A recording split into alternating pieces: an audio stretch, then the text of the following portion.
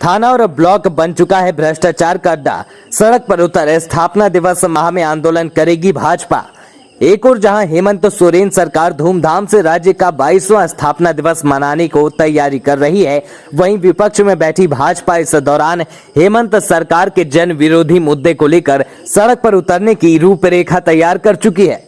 इस निमित्त उपराजधानी दुमका के भाजपा जिला कार्यालय में बैठक कर प्रखंड एवं जिला मुख्यालयों में विरोध प्रदर्शन को लेकर कार्यकर्ताओं संग बैठक शीर्ष नेताओं ने की। बैठक में मुख्य रूप से कार्यक्रम प्रभारी गिरिडीह के पूर्व सांसद डॉक्टर रविंद्र राय उपस्थित रहे। बैठक कर लोकसभा सांसद सुनील सोरेन ने कार्यकर्ताओं को जनता के साथ मिलकर 7 से 12 नवंबर तक धरना प्रदर्शन कार्यक्रम को सफल बनाने को लेकर प्रेरित किया, तो पूर्व मंत्री लुइस मरांडी ने लोगों के भावनाओं के अनुरूप भाजपा के कार्य करने और हेमंत सरकार पर जनता के मुद्दों के साथ खिलवाड़ करने का आरोप लगाया, जिसे भाजपा कभी बर्दाश्त नहीं करने और सड़क से लेकर सदन तक आंदोलन के माध्यम से सरकार का विरोध करने की चेतावनी दी। कार्यक्रम प्रभारी डॉक्टर रविंद्र राय ने हेमंत सरकार पर जनता से कपटपूर्ण व्यवहार करने का आरोप लगाया। वहीं थाना और ब्लॉक को भ्रष्टाचार का अड्डा बताते हुए सरकार में बैठे लोगों के लिए जनता का खून चूसने तक की बात कह डाली। सुनिए क्या अराजक हालात में है। भारतीय जनता पार्टी झारखंड की वर्तमान अराजक अवस्था को देखकर यह महसूस कर रही है कि अब जनता को साथ लेकर के इस गैरजिम्मेदाराना सरकार को आईना दिखाया जाए और इससे मुक्ति दिलाने के लिए आगे बढ़ा जाए। ये बहुत दुर्भाग्यपूर्ण परिस्थिति है कि झारखंड की जनता के साथ कपटपूर्ण व्यवहार झारखंड की वर्तमान सरकार हेमंत सोरेन के नेतृत्व में चलने वाली सरकार कर रही है। हमें इससे झारखंड की जनता को सावधान करना है। वो ऐसी घोषणाएं करते हैं जो लागू नहीं होने वाली है। वो ऐसे प्रावधान जनता के सामने रखते हैं जिसका पालन नहीं होने वाला है, और सामाजिक सद्भाव को, सामाजिक जो एकात्मता है उसको तोड़ने का काम वर्तमान झारखंड सरकार कर रही है। उग्रवाद फिर से झारखंड में बढ़ता जा रहा है। अपराधी जिला मुख्यालयों में भी अपराध और हत्या करने में चूक नहीं रहे हैं। सामाजिक तनाव ऐसा है कि धीरे धीरे लोग गैर जिम्मेदाराना हरकत करने के लिए आगे बढ़े हैं। किसी का जान माल सुरक्षित नहीं है। खास करके महिलाओं के साथ, लड़कियों के साथ लगातार दुर्घटनाएं हो रही हैं, उनकी हत्याएं हो रही हैं। थाना और ब्लॉक ये भ्रष्टाचार के अड्डे हो गए हैं। उनका कहना है कि झारखंड की गंगोत्री जो झारखंड सरकार है वो खुद ही अशुद्ध हो चुकी है। वहीं पर हम लोगों को भ्रष्टाचार के माध्यम से उनके हितों की रक्षण करने के लिए जनता को चूसना पड़ता है, जनता से हमें कमाई करनी पड़ती है। तो भ्रष्टाचार, बिगड़ती कानून व्यवस्था, बढ़ता उग्रवाद, सामाजिक जीवन में तनाव, कपटपूर्ण सरकार का व्यवहार, ये ऐसे मुद्दे हैं जिसमें अब सिर्फ घरों से नहीं सड़कों पर विरोध करके ही झारखंड को बचाया जा सकता है। अगला महीना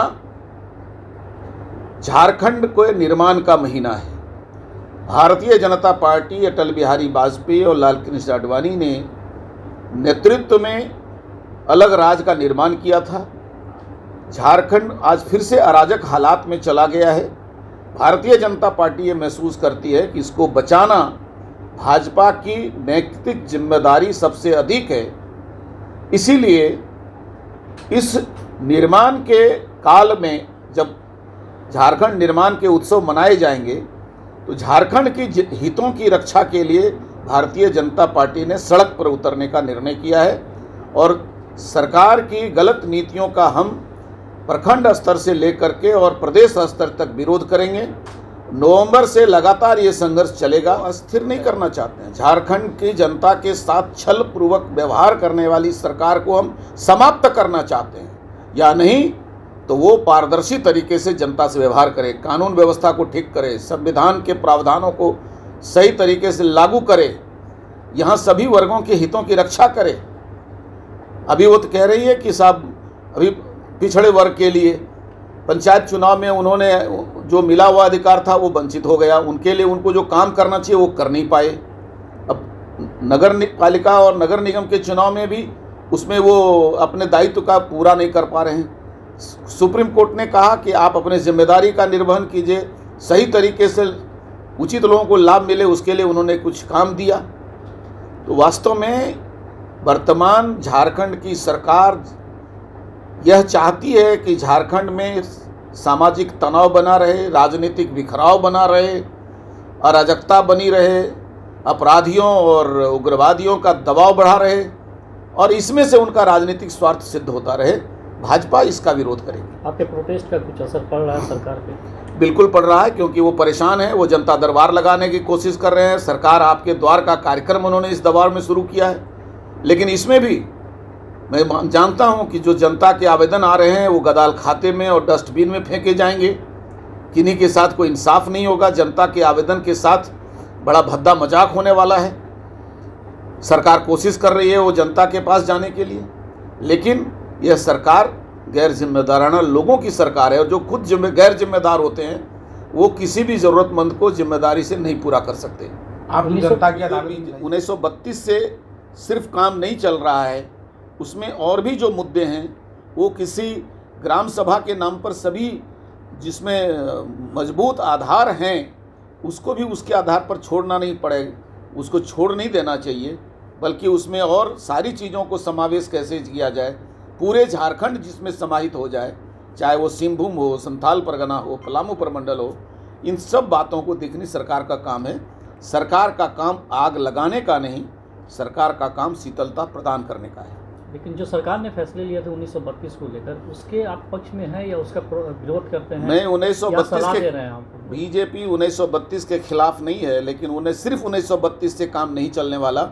उसमें सिर्फ आदिवासी और मूलवासियों का समस्या का समाधान नहीं होने वाला है, इसलिए और बातों को भी जिसके लिए रिकॉर्ड्स हैं उसकी बात भी सामने आनी चाहिए, स्थापित होनी चाहिए। इसको लेकर क्या कोई सर्वदलीय बैठक वगैरह नहीं हो रही? ये तो सरकार का काम है, हमने पहले किया है। बीजेपी ने जब सरकार में थी उसकी जिम्मेदारी निभाई है, वो सभी रिकॉर्ड्स सरकार के पास है, उनको वर्तमान सरकार वो सब निकाल के देखना चाहिए। धृतराष्ट्र की तरह नहीं, पुराने इतिहास को समझ कर, बूझ कर, देख कर और नीति निर्धारण करना चाहिए।